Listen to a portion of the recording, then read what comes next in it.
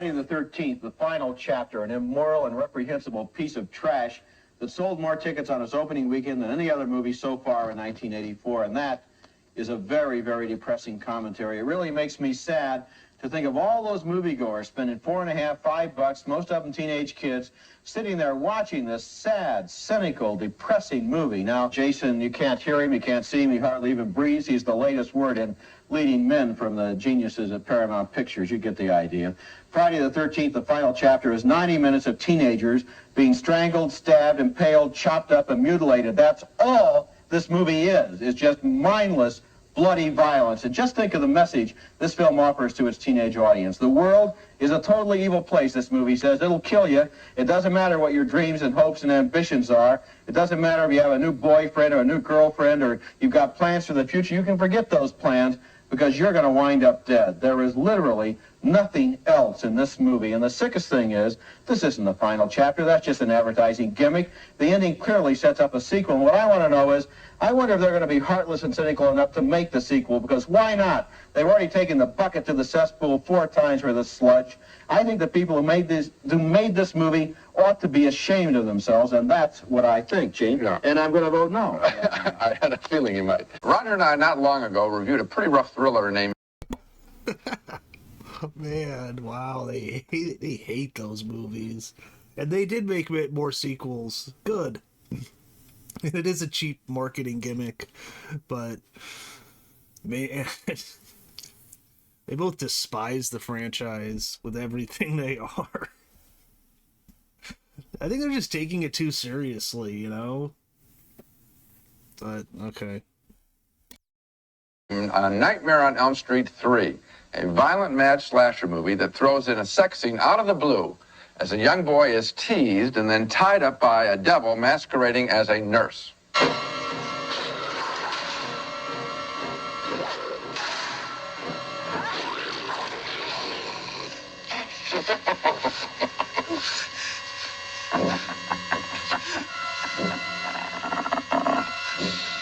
What's wrong, Joey? Feeling tongue-tied? That is rough stuff. Now, there was absolutely no controversy about the rating of A Nightmare on Elm Street 3. It received an R rating probably out of hand. It may be raunchy, but that's the way most teenage horror films are, and the raters went right along with that. Me feel unclean and disturbed as I was watching it, and I can only imagine what effect it might Oh, come on, that was kind of funny. You feeling tongue-tied? Come on. have on small children.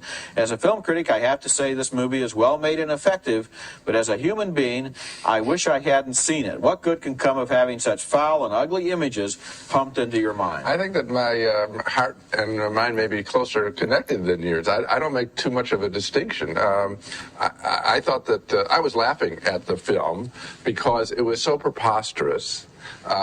When they have that little doll attacking with a knife. At the same time, it's sickening. Mm-hmm. And so I didn't think that the filmmaking was pretty good. The only thing I'll grant you is the final fight in the toy factory is well staged, yes, because you have all the boxes and the assembly line and all the other stuff. Okay, yes. that part. But that's the end of the picture. All of the other setup involving the doll is really silly. And again, I must stress how violently abusive the doll is and how sickening the role of an actual child had to play opposite. Even then you're contradicting yourself, because if it's silly, then it wouldn't be violently abusive. It's more than silly, Gene. Oh, no. It's really sick. I have a knee-jerk response to showing children in jeopardy, and it is cheap, it is rarely justified, and in this piece of trash, it's not justified. Well, my only point would be that the movie is even worse because it's so well made. You have to grant it, it's well made, and that's only in the last sequence. Building where they own a condo is trashed in a movie like. Man, they don't like Child's Play 2? Really? I think they liked the first one, right? At least maybe Ebert did. Well, I think the first 3 Child's Plays are all really good.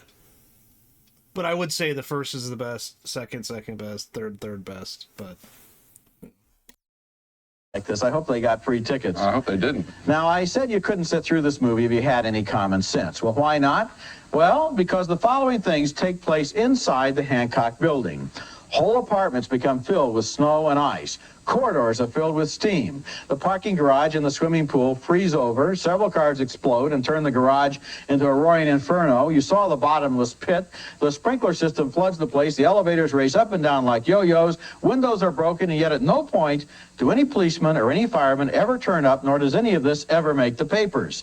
Amazing. In fact, nobody seems to notice. How about repairs?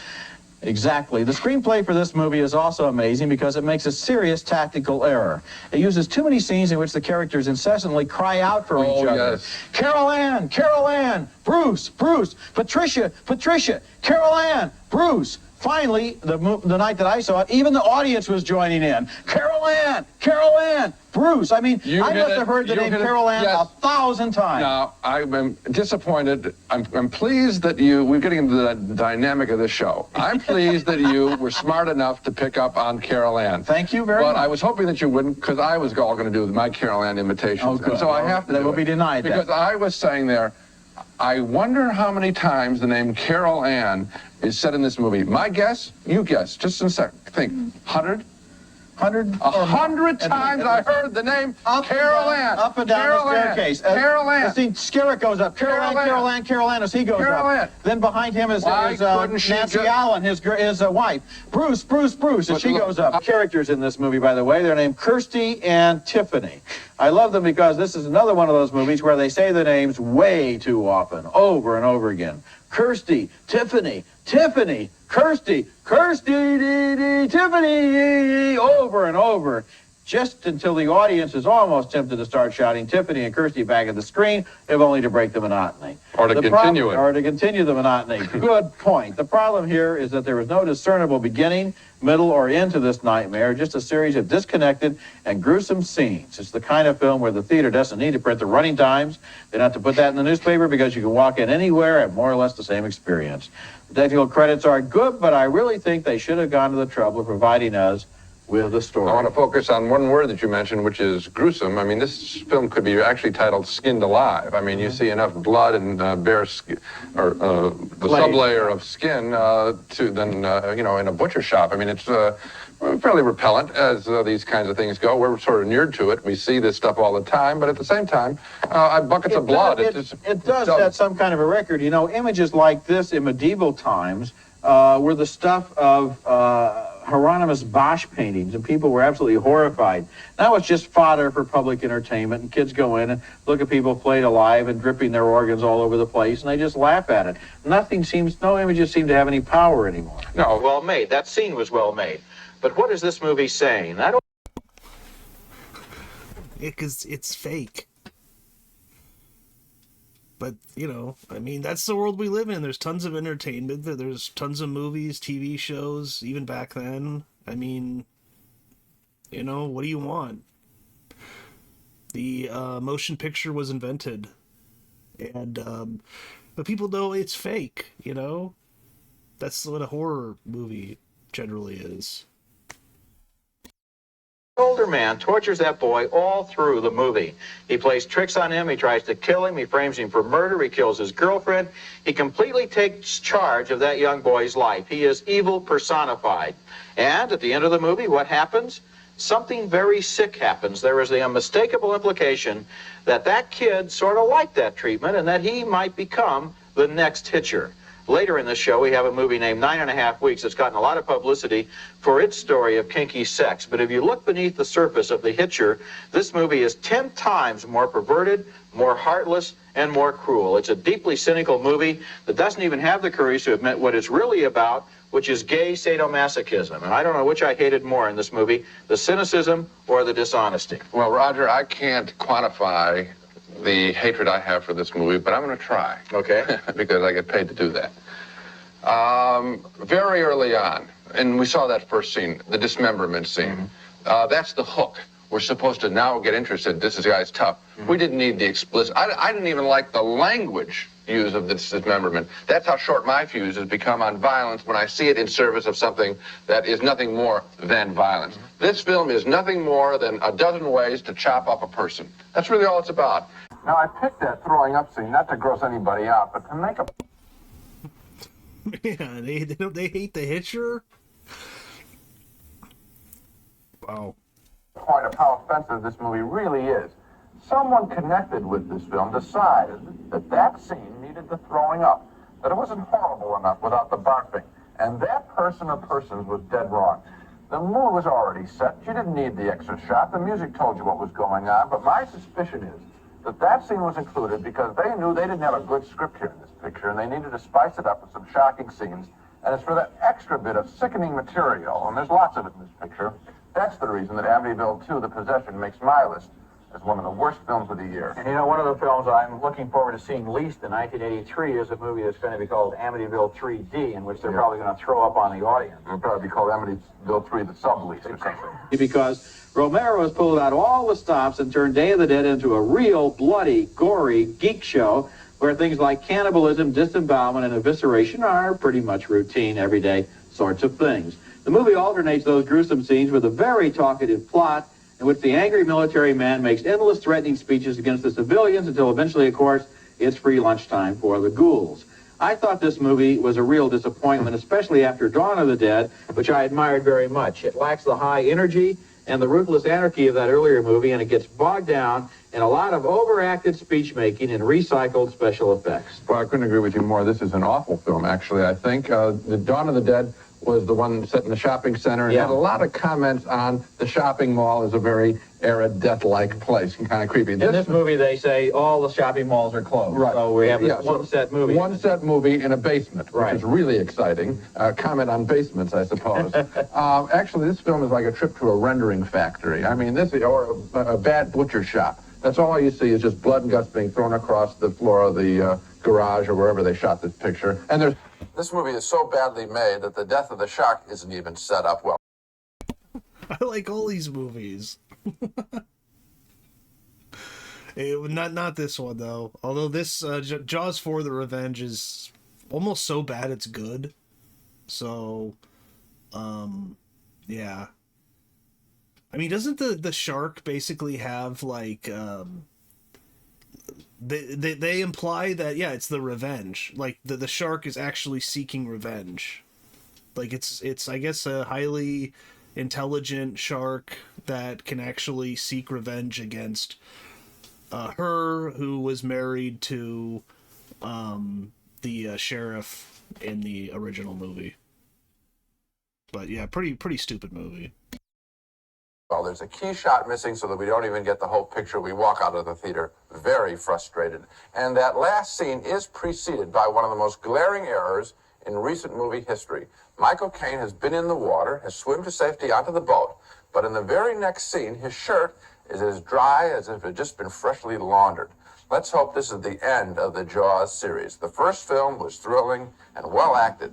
The rest have been trash. It's not even the next shot. Michael Caine actually comes over the rail out of the water, and he's totally dry. I was sitting in the theater, and I said, his shirt is dry. The preview audience appreciated that. I always hated when people talk during the movies, but I don't know. That seemed to go over pretty well. Yeah. I got a question for you. I may be very badly confused here. In this, I usually am. In this movie, this shark wants revenge against the Brody family. You got it. Yes, okay. Now, in the first movie, what happened to the shark in the first movie? Dead. Blown to pieces, right? Yeah. What happened to the shark in the second movie? I know, dead. Yeah, right. What happened to the shark in the third movie? They all die. They all die. So in that case, Their family. what shark is this? Friday the 13th Part 2 is a disheartening and depressing movie because it contains an absolutely negative view of human nature. It's just a series of teenagers who come on screen, say a few words, and then they're hacked to pieces. Among the movie's low points is a kid in a wheelchair who has his head hacked open by a machete, and a young couple who are both impaled by the same spear. This isn't a movie, it's a cinematic geek show. It seems to be made by and for people with no cheerfulness, no hope, no trust in human nature. I think that's well said. And I can only add that, when the machete went into the head of the kid in the wheelchair. That's about when I gave up on the picture. Depressing is the key word in this discussion, because I think some people say, oh, they're just picking on that same old thing again. And what I'm saying is no. I'm only picking on films, horror films, that are depressing. Not exhilarating, depressing. It's the same movie shot after shot. It's depressing. I walked into the theater, I sat there, I thought, gee, the first one made so much money. Maybe for part two, they decided to spend a little money, spend a little talent, have a little imagination. The movie is so cynical. It's simply a series of mutilations and murders. This movie is made by people who hate movie audiences. Well, the other thing that I can... The killer hop... Our next movie is...